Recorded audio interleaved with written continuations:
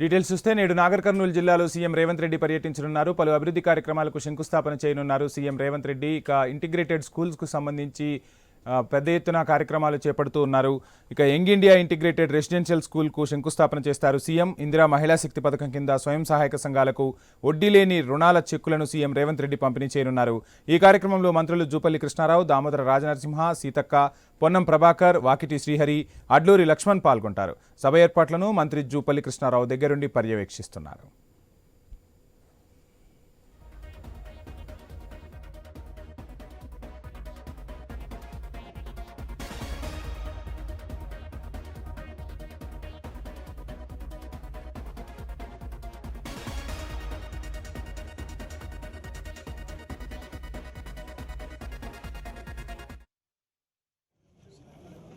సుమారుగా 2500 మంది విద్యార్థుల కోసం, అన్ని వర్గాల వాళ్ళు, ఎస్సీ, ఎస్టీ, బీసీ, ఓసీ, మైనార్టీల కోసం కార్పొరేట్ స్కూళ్ళను తలదనే విధంగా ఈ యొక్క స్కూల్ను 150 కోట్ల రూపాయలతోటి నిర్మాణం చేస్తూ ఉన్నారు. దీనికి పునాది వేయడానికి వస్తూ ఉన్నారు.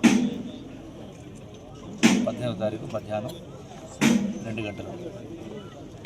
ఇందులో మహిళా సంఘాలకు కూడా మహిళల్ని ఏ విధంగా అయితే మహిళల్ని కోటీశ్వరులు చేయాలనేది ఈ ప్రభుత్వం యొక్క ఆలోచన ఉందో దాన్ని సఫలీకృతం చేసే దాంట్లో భాగంగా మహిళలకు కూడా గతంలో ఇవ్వనటువంటి వడ్డీ లేని రుణాలు, ఆ వడ్డీ కూడా ప్రభుత్వం చెల్లిస్తూ ఉంది. ఆ రోజున చెక్కులు చెక్కారు జరుగుతాయి. సీఎం రేవంత్ పర్యటనకు సంబంధించి ఫుల్ డీటెయిల్స్ మా ప్రతినిధి వెంకటేష్ అందిస్తారు. వెంకటేష్, నాగర్ కర్నూలు జిల్లాలో సీఎం టూర్ కొనసాగుతోంది. ఈరోజు ఏ సమయానికి సీఎం అక్కడికి చేరుకుంటారు, ఎవరెవరు ఈ కార్యక్రమంలో పాల్గొనబోతున్నారు, డీటెయిల్స్ ఏంటి? వంశీ, ఈ రోజు నాగర్ కర్నూలు జిల్లాకు సీఎం రేవంత్ రెడ్డి వస్తున్నారు. ముఖ్యమంత్రి అయిన తర్వాత నాగర్ కర్నూలు జిల్లాకు మొదటిసారిగా వస్తుండడము అక్కడ ప్రజలు ఏమైనా వరాలు కురిపిస్తారని ఆశగా ఎదుర్కొస్తున్నారు. ఈ నేపథ్యంలో పలు అభివృద్ధి కార్యక్రమాలకు కూడా శ్రీకారం చుట్టున్నారు. ముఖ్యంగా జట్పోల్ మండలం young India integrative residential school శంకుస్థాపన చేస్తున్నారు. దానికి సంబంధించి దాంతో పాటు అక్కడ బహిరంగ సభ, స్వయం సహాయక సంఘ సభ్యులకు కూడా చెక్కులను పంపిణీ చేస్తున్నారు. మధ్యాహ్నం 1 గంటకు బేగంపేట ఎయిర్పోర్ట్ నుంచి బయలుదేరుతారు. మధ్యాహ్నం 1 గంట 45 నిమిషాలకు జట్పోల్ చేరుకుంటారు. అక్కడ హెలిప్యాడ్ ఏర్పాటు చేశారు. అక్కడ హెలిప్యాడ్ నుంచి మధ్యాహ్నం 1:55 నిమిషాలకు జట్పోల్ మదనగోపాల స్వామిని దర్శించుకుంటారు. అక్కడ అర్చకులు కూడా సీఎం కు మంత్రోచ్చరణతో ఘన స్వాగతం పలికేందుకైతే ఏర్పాటు చేశారు.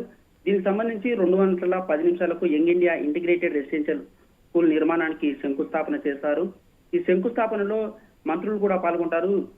జూపల్లి కృష్ణారావుతో పాటు జిల్లా ఇన్ఛార్జ్ మంత్రి దామోదర రాజనరసింహ, సీతక్క, పొన్నం ప్రభాకర్, వాకిటి శ్రీహరి, అడ్లూరి లక్ష్మణ్ కూడా ఈ కార్యక్రమంలో పాల్గొంటారు. సాయంత్రం 4 గంటలకు 15 నిమిషాలకు వడ్డీ లేని రుణాల చెక్కులను మహిళా సంఘాలకు అందజేస్తారు. దాంతో పాటు బహిరంగ సభను కూడా ఏర్పాటు చేశారు. బహిరంగ సభతో పాటు ఇక్కడ ఏర్పాటు చేసే మరో కార్యక్రమాలను కూడా ఇప్పటికే అధికారులు అయితే పర్యవేక్షిస్తున్నారు. జిల్లాకు చెందిన జూపల్లి కృష్ణారావు కూడా 5 రోజుల నుంచి సీఎం రేవంత్ రెడ్డికి సంబంధించిన సభ ఏర్పాట్లను పరిశీలించడం, ఎక్కడికక్కడే ఎలాంటి ఇబ్బందులు తలెత్తకుండా కార్యక్రమం విజయవంతం చేసేందుకైతే ఏర్పాటు చేస్తున్నారు. దీనికి సంబంధించి ఇప్పటికి కూడా నియోజకవర్గంలో జట్పోల్తో పాటు అక్కడ మిగతా